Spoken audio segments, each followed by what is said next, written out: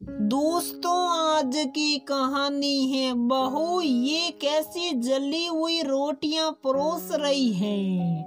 दोस्तों, कहानी शुरू करने से पहले अगर आपने हमारे चैनल को सब्सक्राइब नहीं किया है तो सब्सक्राइब कर लीजिए ताकि आपके पास पहुंचे हर नया वीडियो।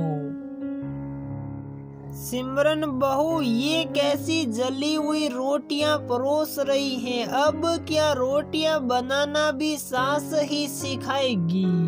माँ से कुछ सीख कर आई है या नहीं? सिमरन की सास राखी ने तुनकते हुए कहा।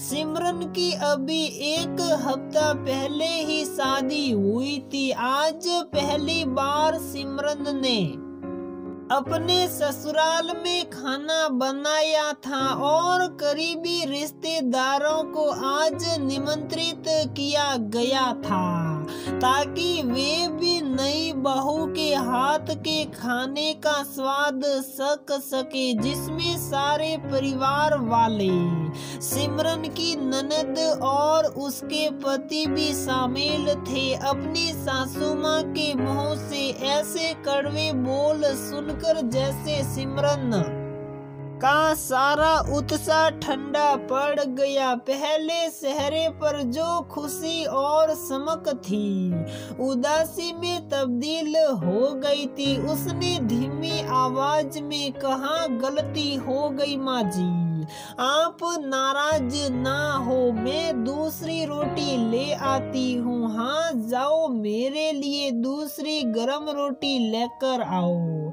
सास बोली। सिमरन का पति निक्स भी डाइनिंग टेबल पर बैठा था। उसे अपनी माँ से ऐसी उम्मीद बिल्कुल नहीं थी।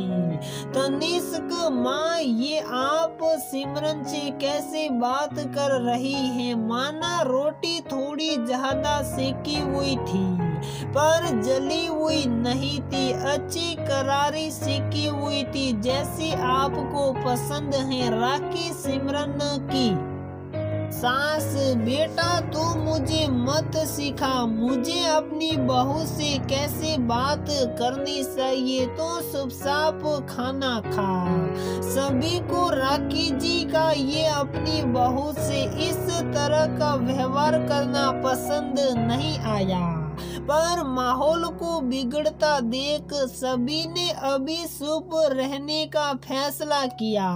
डिनर खत्म होते ही बाहर से आए मेहमान अपने घर चले गए और बाकी सभी अपने अपने कमरों में सोने चले गए। राखी जी की एक बेटी भी थी, मनीषा, जो कि विवाहित थी और आज वो भी डिनर के वक्त वहां मौजूद थी।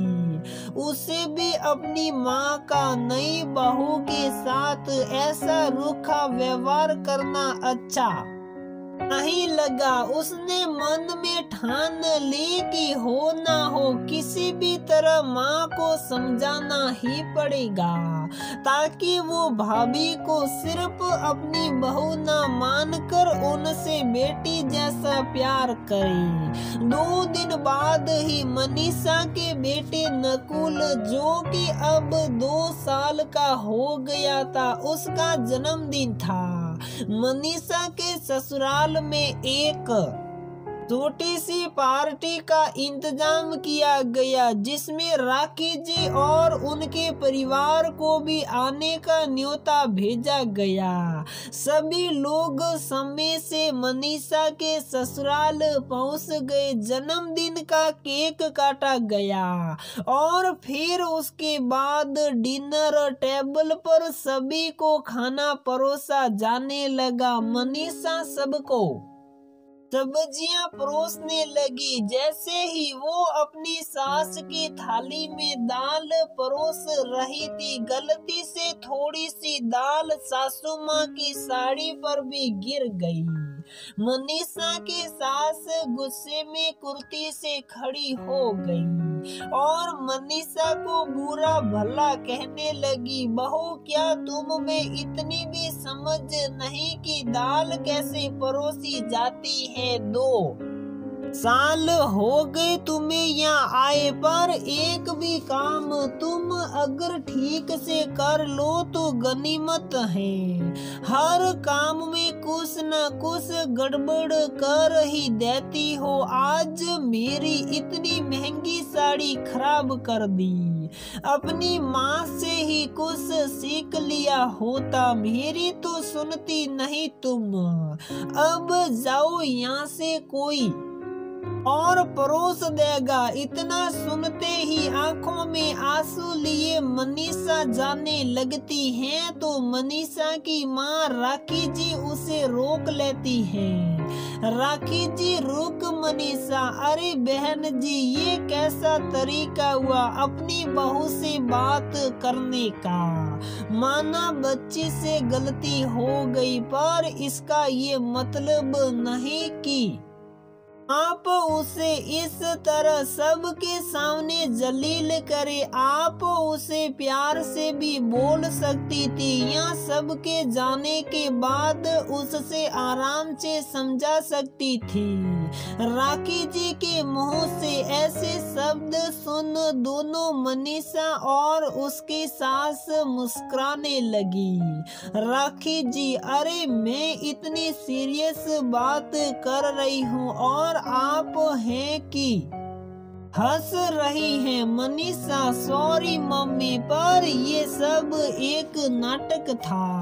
आपको अपनी गलती का एहसास दिलाने के लिए ये सब माँ जी का ही आइडिया था, वरना वो तो सपने में कभी मुझ पर चिल्लाने का नहीं सोच सकती। बेटी जो मानती है मुझे, पर मम्मी मुझे आपसे ऐसी उम्मीद बिल्कुल नहीं थी। उस दिन आपने इसी तरह भाभी से बात की थी, याद है आपको? आज जब वही सब आपकी बेटी के साथ हुआ तो आपको इतना बुरा लगा। सोचिए, उस दिन भाभी की माँ भी वहाँ थी, उन्हें कैसा लगा होगा। जैसे मैं आपकी बेटी हूँ, भाभी भी किसी घर की बेटी है।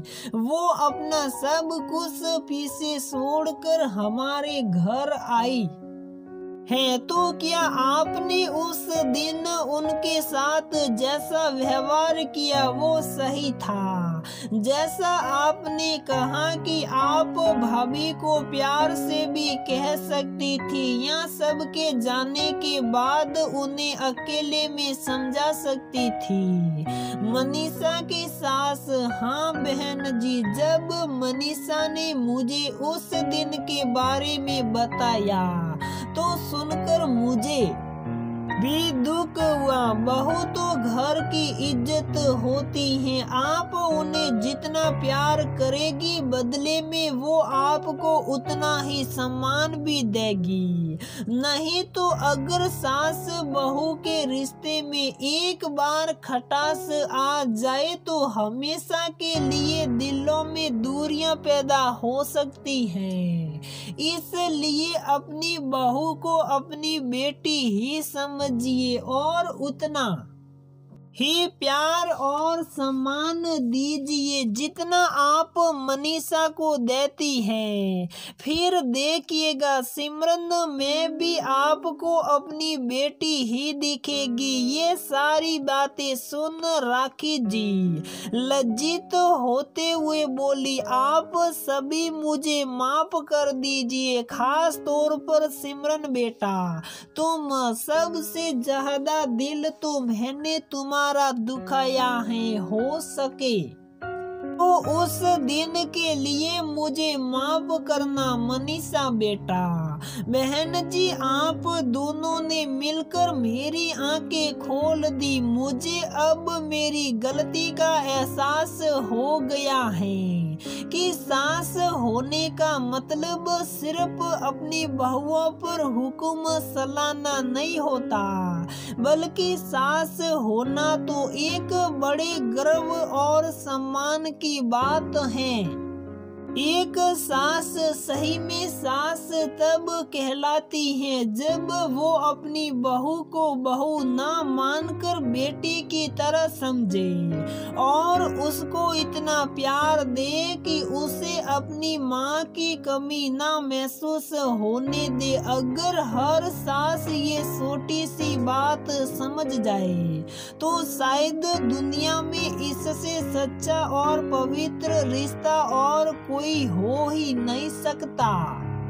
आज मैं फिर एक बार आप सभी को खाने पर निमंत्रित कर रही हूँ और इस बार मैं और मेरी बेटी सिमरन के सर पर प्यार से हाथ फेरते हुए दोनों मिलकर खाना तैयार करेंगे जिसमें मसालों के साथ साथ हमारे इस नए खूबसूरत रिश्ते की महक भी शामिल होगी। ये सब सुनकर सिमरन की आंखों में खुशी के आंसू थे। वैसे खूब अच्छा मजाक किया आपने बहन जी, मुझे मेरी ही भाषा में समझाकर खूब उल्लू बनाया। इसका बदला तो कभी ना कभी जरूर लूंगी। हाँ, राखी जी का इतना कहना था कि सभी जोर जोर से ठहाके मारकर हंसने लगे। तो दोस्तों, हमारी ये कहानी यहीं पर समाप्त होती है। अगर आपको हमारी ये कहानी पसंद आती है तो प्लीज वीडियो को लाइक करें, शेयर करें और हमारे चैनल को सब्सक्राइब जरूर करें।